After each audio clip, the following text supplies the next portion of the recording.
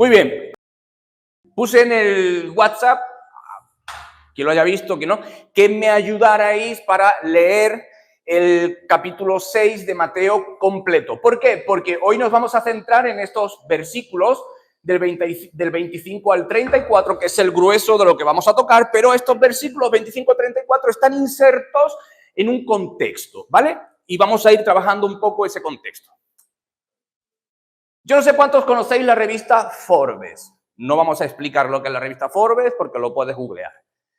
Pero la revista Forbes habla de las principales causas de ansiedad en nuestro tiempo. Y quiero que me ayudes. ¿Cuál crees que es la principal causa de ansiedad en nuestros días? A ver, valiente o valiente. ¿Ah? El trabajo. Ok, el trabajo. El dinero. Bueno, ya está. Dale. ¿Ah? El nuevo trabajo, por aquí. La ausencia de tiempo, que va muy relacionado con el trabajo. ¡Ay, sí! Soy todo profeta. O todo habéis leído la revista Forbes. Una de dos, ¿no? Pues sí. Fíjate que el primer punto a nivel mundial, ¿vale? A nivel mundial, no solamente de aquí de Linares, porque la revista Forbes no es de Linares. A nivel mundial, el primer punto, la primera causa de ansiedad en nuestro mundo es la economía. No estáis mal, no estáis descaminados. La economía. ¿Sabes cuál es la segunda causa? Bueno, sobrecarga de trabajo. Tiempo. ¿Sabes cuál es la tercera causa?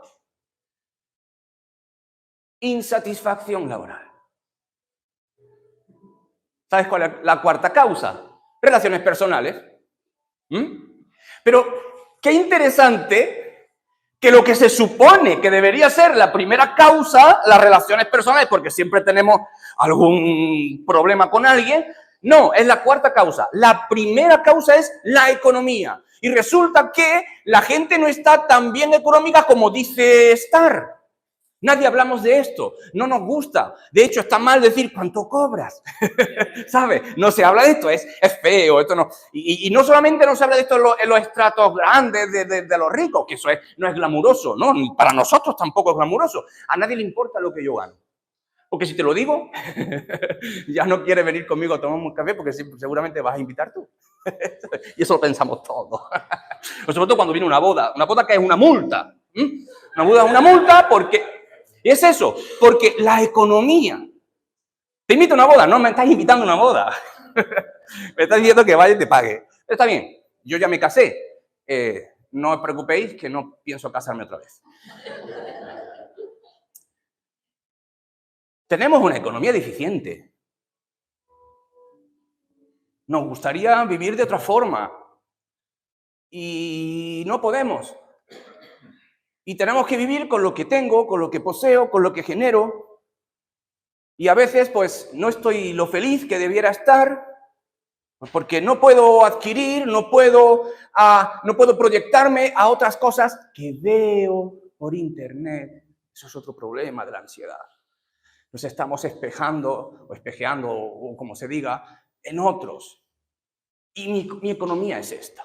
En segundo lugar, sobrecarga de trabajo. ¿Por qué muchas personas están sobrecargadas de trabajo? Porque tienen una economía deficiente. Porque necesitamos generar más, entonces trabajamos 8, 9, 10 horas, lo que sea, pero tengo que pedir horas extras y esas horas extras me las quito o pedirlas o que ni modo, tengo que echarlas porque si no mi jefe me despide y entonces vuelvo a tener la crisis de la economía. ¿Ves? Y esto nos llena de ansiedad. De ansiedad. Están los que no tienen trabajo. Están los que tienen sobre trabajo. Sí existe eso, la expresión. Sobrecarga de trabajo. Y nos llena de ansiedad. Pero, en tercer lugar, están los que dicen, pues no, yo no puedo ir a Mercadona y decirle, por fe te lo pago el mes que viene. Pues come por fe el mes que viene, ¿sabes? Entonces, tengo que trabajar en aquello que no me satisface. Es un porcentaje pequeño aquellas personas que logramos trabajar de lo que nos gusta o de lo que, con lo que nuestro propósito de vida se alinea, ¿no? Pero otras personas, y yo he estado ahí, tenemos que trabajar en aquello que hay. Y claro, eso me desmotiva porque yo quizá he estudiado esto y me tengo que dedicar a esto otro. Y yo quizá tengo una carrera, o dos, o tres, y tengo que estar lavando suelos, que no es mal trabajo, ojo, el trabajo, todo trabajo es digno. El problema es cómo lo enfoco yo. Y esto, el desenfoque, Jesús va a hablar sobre el ojo sano y el ojo enfermo, el desenfoque es lo que me genera ansiedad. Y luego están pues las relaciones personales. No vamos a entrar ahí porque está en cuarto lugar. Es algo importante, pero hoy por nuestro texto nos vamos a centrar en las tres primeras, en la economía.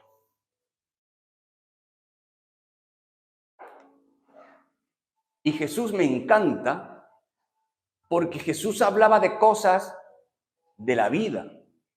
Jesús no hablaba de cuántos ángeles caben en la cabeza de un alfiler. Jesús le dijo a una persona, si os estoy hablando las cosas terrenales y no me creeréis, ¿por qué queréis que os hable las cosas celestiales? Vamos a empezar por lo primero, lo básico, en lo que todos vivimos, en lo que todos nos estamos moviendo, en lo que todos nos estamos peleando, batallando con la vida, y es una de las cosas, es la ansiedad. Y todos sabemos lo que es la ansiedad, porque todos hemos experimentado ansiedad. Y creo, y no estoy descaminado, creo que el Señor me llevaba a hablar hoy de esto porque aquí hay personas esta mañana que viven con ansiedad. ¿Eres profeta? No. Es que es la vida. Por eso Jesús habló de esto. Ahora, ¿qué genera la ansiedad? ¿La falta de trabajo? Sí, pero no. No. La ansiedad no la genera tu economía. La ansiedad no la genera tu insatisfacción personal o laboral. La ansiedad no la genera que tengas que echar muchas horas de trabajo y te tienes que quitar otras horas. Eso no lo genera. La ansiedad no está generada por eso. No. Esos son situaciones generadoras de estrés. El estrés y la ansiedad son dos cosas diferentes, ¿vale? Pero no vamos a hablar con tecnicismo. Esos son generadores de estrés. Pero ¿por qué esas cosas me generan ansiedad? Por esto, mira. Qué bonito, ¿eh? ¿Qué es eso? ¿Qué es eso? Interrogantes. ¿Y qué ejemplifican los interrogantes en nuestra vida? ¿Y qué es lo que ocurre? En el fondo, ¿qué es lo que hay? Falta de control. Porque no controlo mi situación. Y como no controlo mi situación, entonces eso me genera estrés. Y un estrés prolongado en el tiempo es ansiedad. Y vivimos con ansiedad. Porque la interrogante del mañana, vivimos en el presente, puedo controlar lo que vivo, puedo controlar lo que digo, ¿vale? Puedo controlar lo que estoy tocando en este momento. Pero yo no puedo controlar mañana. Entonces, la ansiedad para muchas personas es, ¿qué va a pasar mañana? ¿Qué va a pasar? A mí me gusta decir los famosos y si. Todos lo sabemos. ¿Y si me quedo sin trabajo? ¿Cómo? ¿Y si me quedo sin trabajo? ¿Cómo cuido mi familia? ¿Y si me viene una enfermedad? ¿Y si no voy a ser capaz de ser buen padre? ¿Y si no voy a ser capaz de ser buen? ¿Y si me pasa? ¿Y si? Hace un rato estábamos hablando que el 90 y tanto% de los miedos que tenemos, y esto es real, son miedos infundados. no existen, solamente están aquí. Los generamos nosotros por nuestra ansiedad.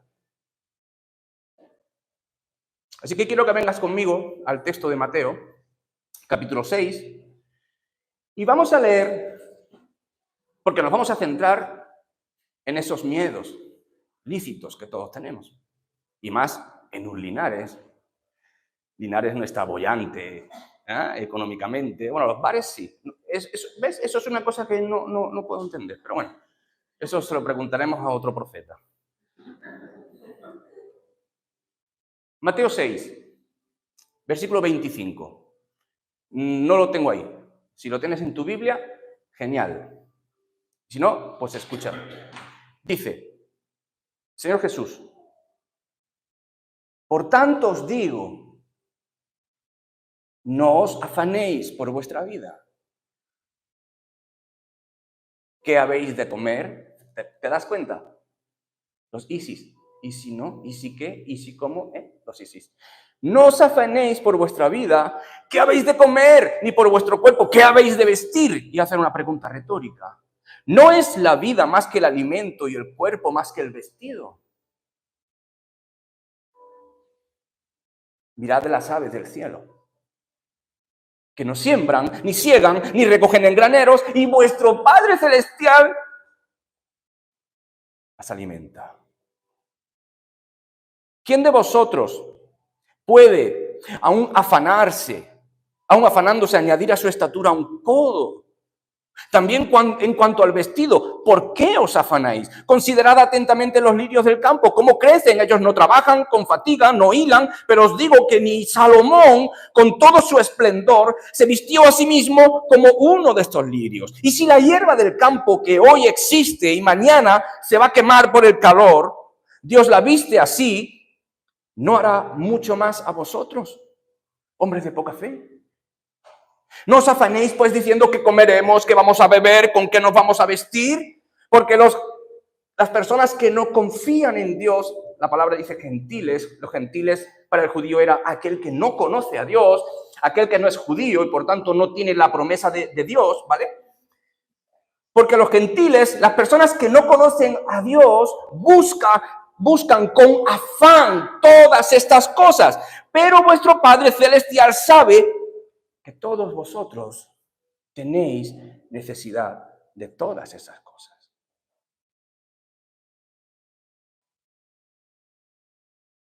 Así que buscad primero el reino de Dios y su justicia, y todas esas cosas que os llenan de ansiedad van a ser añadidas. No os afanéis por el mañana, porque el mañana se preocupa de sí mismo. Basta a cada día su propio mal. ¿Cambiamos? ¿Mejor? Vale, entonces da igual. Yo que te veo preocupado. No te preocupes. Siéntate ahí, tranquilo. No tengas ansiedad. No, pero gracias. ¿Qué está pasando aquí en el texto? Y a mí siempre, o casi siempre, me gusta empezar con estas palabras. ¿Qué está pasando en el texto? Un principio hermenéutico es que tenemos que ver los comienzos de los textos, las construcciones, ¿vale? Y el Señor Jesús está diciendo, por tanto. ¿Qué es ese por tanto? Es una conclusión. ¿Una conclusión a qué? Para entender el texto, porque el Señor Jesús está concluyendo un argumento que ha llevado previamente.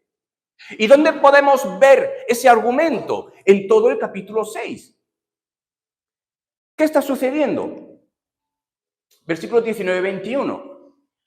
Si lo miras en tu Biblia, o si no, yo te lo digo aquí, dice el Señor Jesús, no os acumuléis tesoros en la tierra, donde la polilla y el orín corrompe y donde los ladrones entran y roban, sino acumulaos tesoros en el cielo, donde ni la polilla ni el orín corrompen y donde los ladrones no pueden entrar ni robar. Porque esto es clave, porque donde esté tu tesoro, es allí donde está tu corazón. ¿Qué está pasando? Muchas personas, cuando leen esto, sacado de contexto, dicen, entonces Jesús no quiere que los cristianos seamos prósperos. Jesús no quiere que los cristianos tengamos dinero, sino que vivamos en humildad. Tengo un problema con esa palabra, fíjate tú, porque la humildad no tiene nada que ver con el dinero. La humildad es una cuestión del corazón, no de la cartera. ¿Vale? Entonces, ¿un cristiano tiene que ser humilde? Amén, claro que sí. Pero puede ser un cristiano rico y humilde, ¿no? Sí, el Señor Jesús no tiene problema con el dinero. Si prosperas está bien, si no prosperas también. Entonces, pregunto, ¿rechazaba Jesús el dinero, las posesiones? ¿Es negativo para Jesús que un cristiano sea próspero? Y no, la respuesta es no. Pero Raúl, si el texto lo dice, no, el texto no está diciendo lo que lees. El texto está insertado en un contexto mayor. Y tenemos que entender ese contexto mayor para comprender ese texto, qué es lo que quiere decir. Entonces, ¿de qué está hablando Jesús en el capítulo 6 y en todo el Sermón del Monte? Está hablando de los líderes religiosos hipócritas. ¿Vale? De eso está hablando el Señor Jesús, de los líderes religiosos a los cuales él decía hipócritas. ¿Por qué? Porque enseñáis una cosa y hacéis otra. Y el Señor Jesús decía lo blanco blanco, lo negro negro. ¿Qué pasaba con los líderes religiosos? Que amontonaban riquezas para que el pueblo los viera. ¿Bien? Y cuando el pueblo miraba que esos líderes religiosos estaban en sobreabundancia, había un texto en Deuteronomio, lo voy a parafrasear, que el Señor dice a su pueblo Israel, sacado del pueblo de la nación de Egipto, dice, si vosotros me seguís, si vosotros me obedecéis, yo os voy a bendecir en todo. Tus ovejas van a criar, tus vacas van a criar, tus campos van a dar.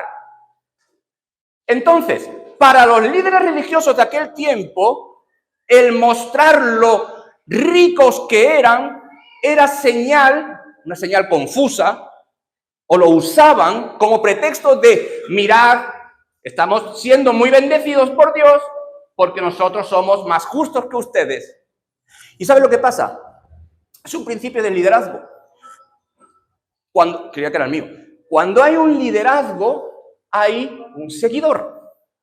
Esto es así, es un principio. Ahora, un líder puede influenciar de forma positiva o influenciar de forma negativa. Pero al fin y al cabo el líder siempre está influenciando a las personas que lo siguen. ¿Qué ocurre? Aquí está el punto.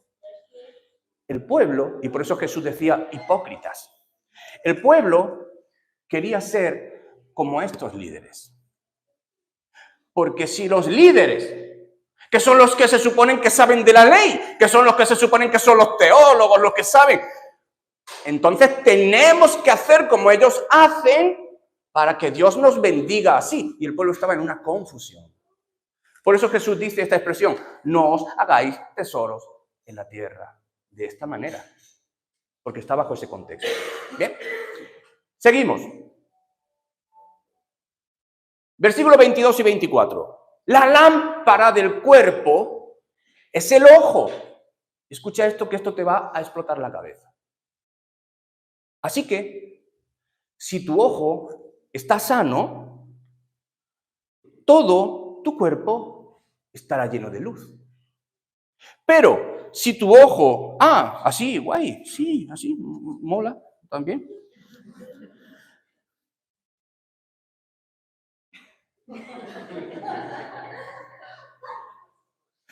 Así que, si tu ojo está sano, todo tu cuerpo estará lleno de luz.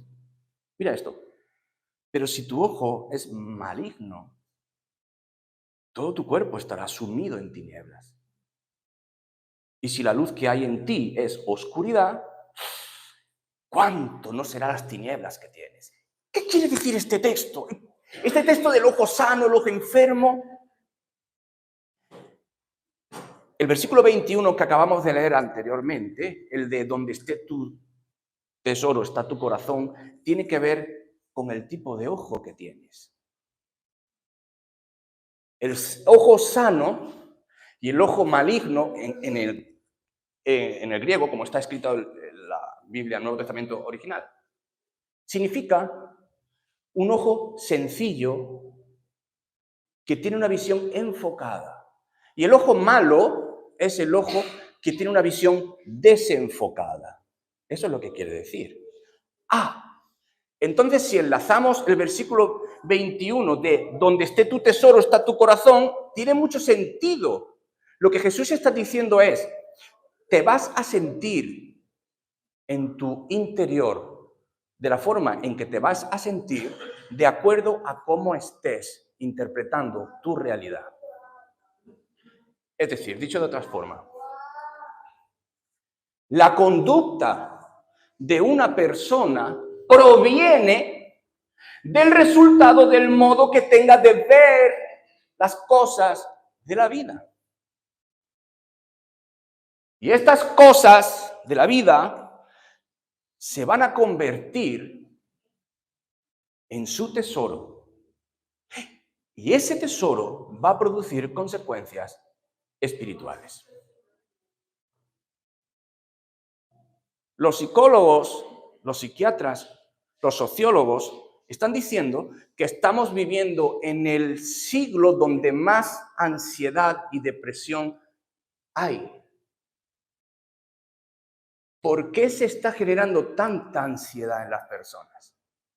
Y es que Jesús ya lo dijo. Porque tu ojo no está enfocado. Porque estamos persiguiendo cosas vacías de contenido espiritual. La psiquiatra Marian Rojas dice, la ansiedad en nuestro tiempo está motivada por un profundo sentido de vacío en la persona. Y eso ya lo dijo Jesús. La conducta de la persona proviene del resultado del modo que tenga de ver las cosas de la vida. ¿Cómo miras la vida? ¿Cómo estás interpretando la vida? ¿Qué estás persiguiendo en la vida? Este es el punto. ¿Para qué vives? La forma en que interpretamos, se llama cosmovisión, la forma en que interpretamos la realidad producen consecuencias espirituales. Si yo persigo el éxito, esto se escucha mucho ahora, ¿no? El éxito, el ganar mucho con poco esfuerzo, el todo vale, no importa lo que hagas, lo importante es que llegues a la meta. Son cosas las cuales la gente está siguiendo hoy, caminando hoy. Y tiene una línea de estadística, una línea en crecimiento con el sentido de más persiguen esto, más ansiedad se está creando en la sociedad. Es directamente proporcional a cómo las personas están viviendo hoy. Hemos perdido en nuestro tiempo el sentido de contentamiento.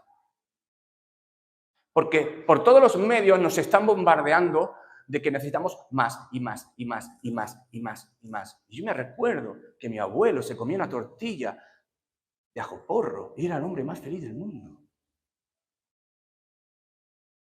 Antes no se necesitaba tanto para vivir en más plenitud. El problema lo tenemos hoy. ¿Había ansiedad antes? Por supuesto, claro que sí, siempre hubo. El Señor Jesús hace 2000 y pico años ya habló de esto, pero no como en nuestros días. Está exponencialmente desorbitada.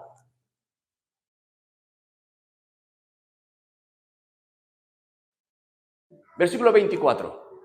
Dice el Señor, ninguno puede servir a dos señores, porque aborrecerá al uno y amará al otro, o estimará al uno y menospreciará al otro. No podéis servir a Dios y a las riquezas. Y este texto, muchas personas lo sacan de contexto.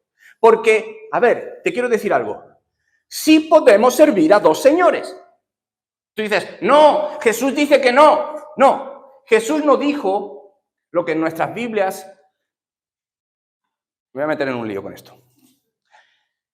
No es que nuestra Biblia esté mal escrita, no. Simplemente que nuestra Biblia en castellano no han elegido la mejor palabrita. Es correcta, pero no apunta a las verdaderas palabras del Señor Jesús. Voy a rebobinar, que no es que nuestras Biblias estén mal, no. Simplemente que el Señor Jesús o Mateo no escribió en castellano, escribió en griego. ¿Bien? Entonces, cuando traducen al español, ¿vale? Pues han escogido esta palabrita, servir. Pero en el original no es así. Servir y servir. Dice Jesús, nadie puede servir a dos señores.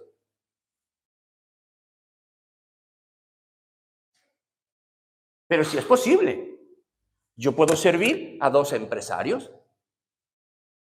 Un autónomo sirve a varias personas que le paguen. Un siervo puede trabajar para dos personas o tres. Hace su trabajo, tiene su remuneración y va con el otro. Es que Jesús no estaba diciendo lo que nosotros entendemos por siervo, ¿vale? Siervo en aquellos entonces era dulos. Esta palabrita es rara, ¿no? Significa esclavo, no siervo. En original dice, nadie puede autoesclavizarse a dos señores. ¿Por qué? Será más de uno que del otro. Es decir, la lógica de Jesús era, es que una persona no puede ser esclavo de dos señores, eso es imposible. Dos dueños, o otra palabrita, ¿vale? Que es kurios, en griego significa dueño, amo. Cuando los esclavos iban a ser vendidos, se llevaban a la plaza del pueblo y venían los kurios, los amos, y compraban los esclavos. Nunca dos amos han comprado un solo esclavo. Es que es incompatible, no es lógico. Eso es lo que está diciendo Jesús. Está diciendo, no puedes autoesclavizarte a dos cosas al mismo tiempo, porque es básicamente imposible. Si te autoesclavizas a algo, ese algo tú sabes, ¿vale? Y te autoesclavizas a otro algo, siempre uno de los dos va a tener más preeminencia en ti. Y ahora el Señor Jesús termina diciendo, no podéis servir o no podéis autoesclavizaros a Dios y a las riquezas. Porque vais a amar más a uno que a otro. Porque no es lógico. Eso es lo que estaba diciendo Jesús. ¿Por qué vives como vives? Porque vives en esa ansiedad. Donde está tu tesoro, allí está tu corazón. Y donde está mi corazón, es como dicta mi forma de andar, mi forma de pensar, mi forma de vivir y mi forma de sufrir. Versículo 25 al 34. Dice, por tanto yo os digo, no os afanéis por vuestra vida, ¿qué habéis de comer? Ni por vuestro cuerpo, ¿qué habéis de vestir? ¿No es la vida más que el alimento y el cuerpo más que el vestido? La palabrita que viene en nuestros textos es merígnate. ¿Y sabe lo que significa?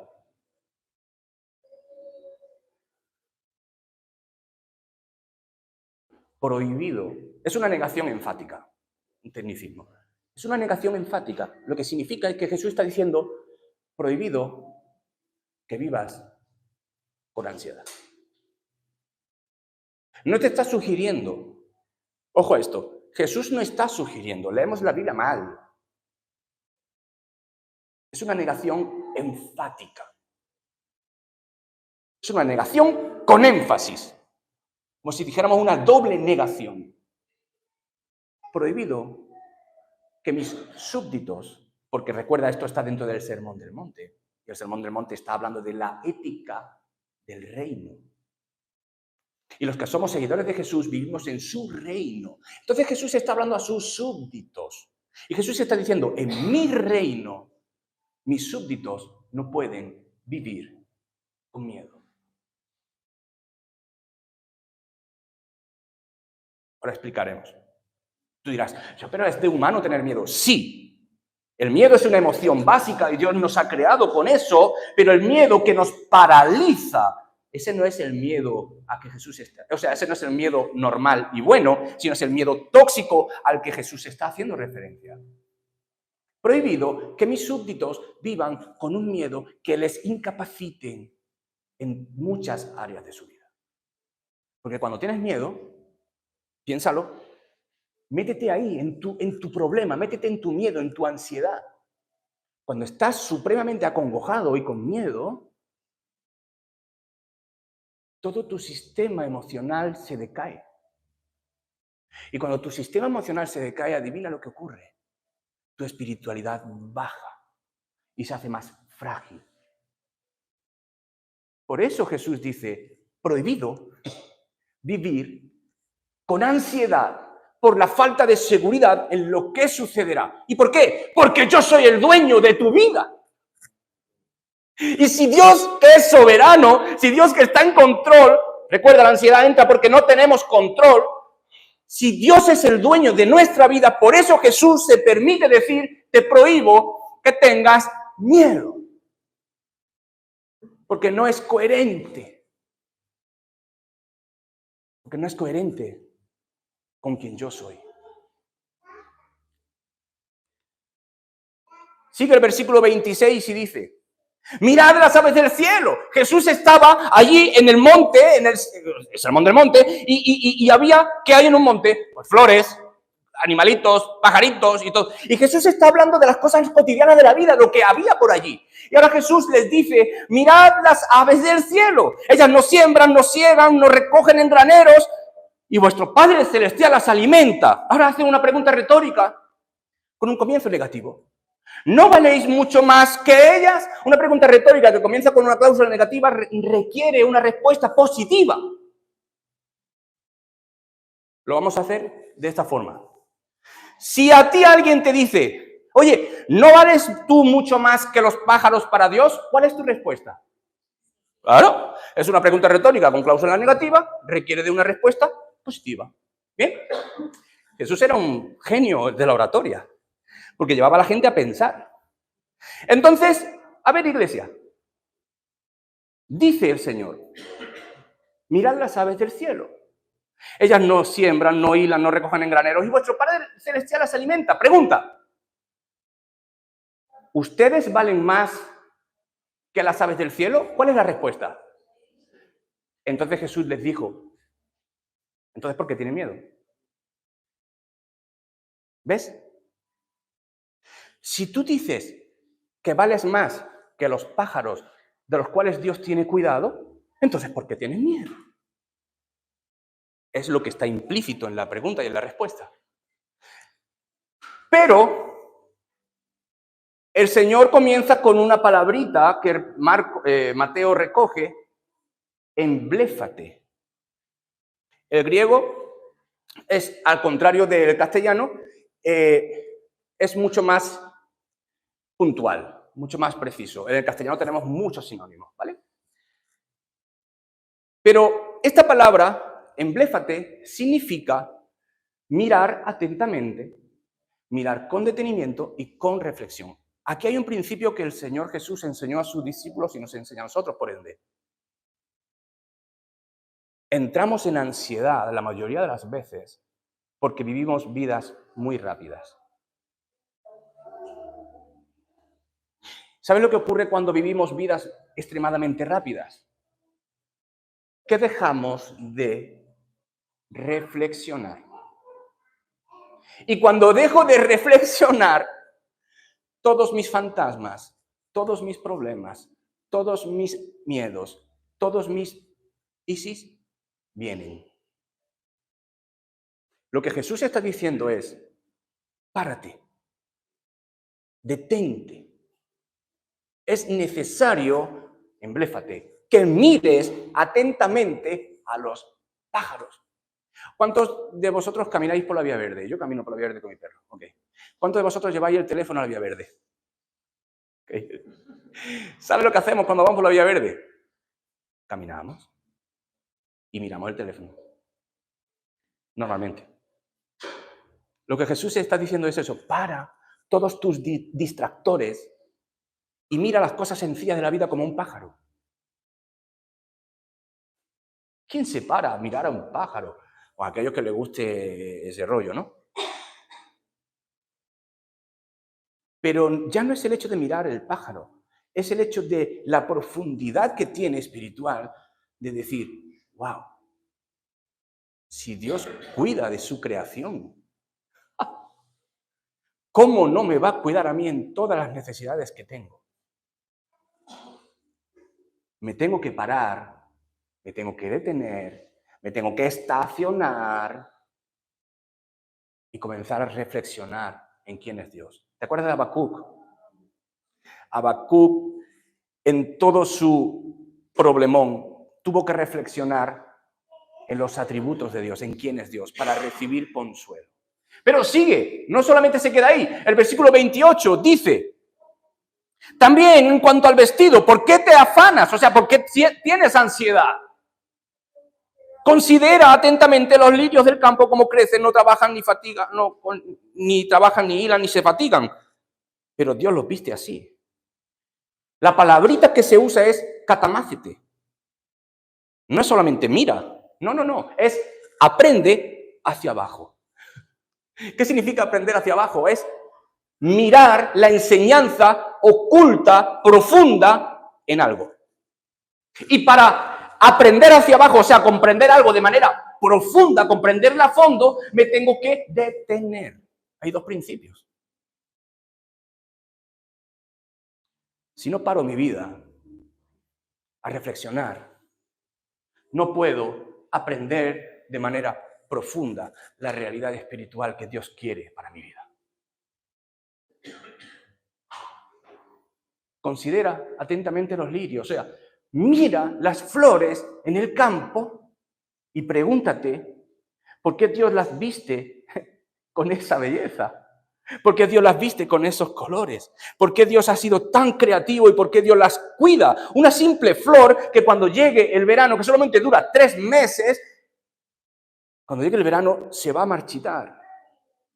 Si Dios ha hecho todo eso y es tan esmerado con las flores en el campo, ¿cómo no te va a cuidar a ti que vales mucho más que ellas? Es lo que dice el Señor. Entonces tenemos el resultado, la conclusión. No os afanéis, versículo 31. No viváis en ansiedad diciendo, ¿qué vamos a comer? ¿Qué vamos a beber? ¿Con qué vamos a vestir? O sea, ¿cómo vamos a suplir las necesidades de nuestra vida? Eso es lo que dice el texto. Dice, no viváis en incertidumbre. No viváis en incertidumbre. Ese es nuestro problema. Que vivimos preguntando, ¿y mañana qué? Y como nadie nos responde del mañana qué, vivimos en incertidumbre. No lo sé. Y como no lo sé, me entra el miedo. ¿Y si qué? ¿Y si lo otro? ¿Y si? Pero no ha llegado. Estamos preocupados. Es una palabra compuesta. Nos estamos ocupando previamente de lo que todavía no ha venido. ¿Te das cuenta? De lo ilógico. Tú dirás, sí, pero es que es de humanos. Sí, no, es de humanos, claro que sí. La ansiedad correcta en su proporción adecuada, la ansiedad es algo fisiológico, es bueno. Vivir en ansiedad es lo malo.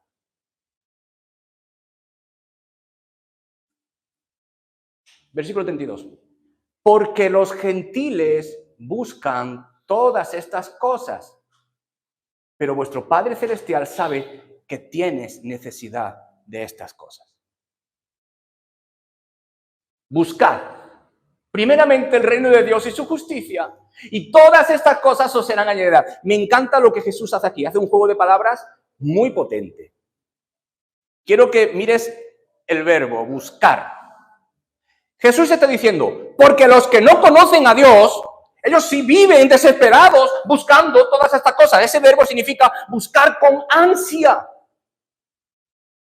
¿Vale? Jesús usa este verbo, buscar con ansia, en una forma negativa. Pero va a usar el mismo verbo aquí, en una forma positiva. De verdad, Jesús era un genio en la enseñanza. Dice, forma negativa, los que no tienen a Dios buscan con ansia, se desesperan, viven asustados, en desesperación, porque no saben lo que va a pasar mañana. Dice, pero vuestro Padre Celestial sabe que vosotros tenéis esta necesidad. Y ahora dice, pero buscad con esa misma ansia el reino de Dios. ¿Ves cómo Jesús coloca la ecuación en su forma correcta?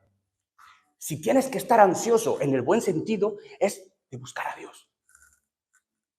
Porque Dios es la respuesta a todo lo que a ti te conviene, a todo lo que tú necesitas, a todo lo que tu ser, tu alma, tu cuerpo, todo tu espacio, todo lo que tú eres y comprendes.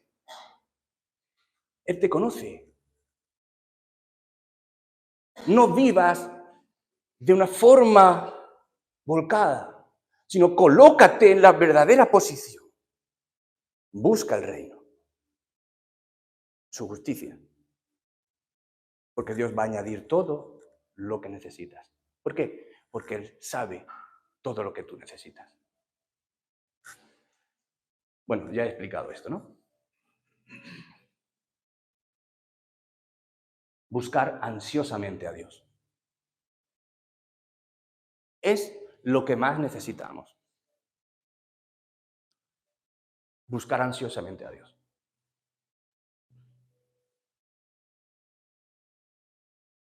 ¿Qué nos enseña este pasaje para nuestra vida hoy? Vamos a defenderlo, aunque es muy sencillo.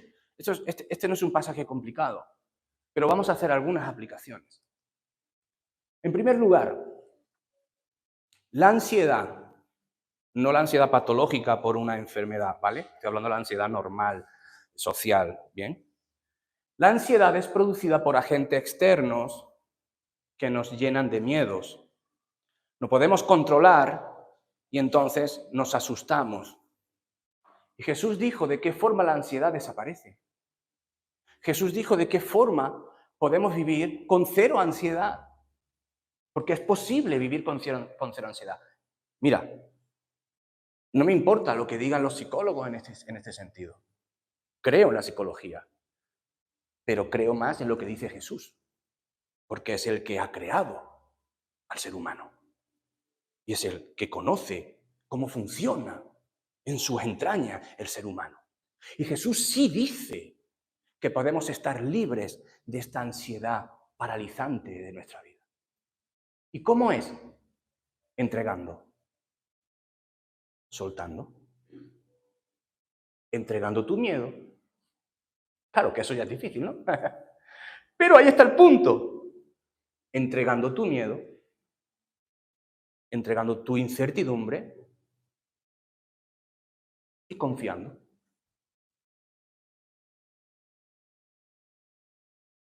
Y es difícil eso. ¿Por qué? Porque nos aferramos. Porque está el dicho de, como yo lo hago, nadie más lo va a hacer. Y nos cuesta soltar. Nos cuesta desapegarnos de muchas cosas, pero también de nuestros miedos. Mira, te voy a decir algo y reflexiónalo en tu casa. En la mayoría de las veces, a los cristianos nos da miedo confiar en Dios. Tú dirás, no, a mí no me da miedo confiar en Dios, entonces ¿por qué tienes ansiedad? ¿Por qué tengo ansiedad? Jesús dice, echad sobre mí toda vuestra ansiedad.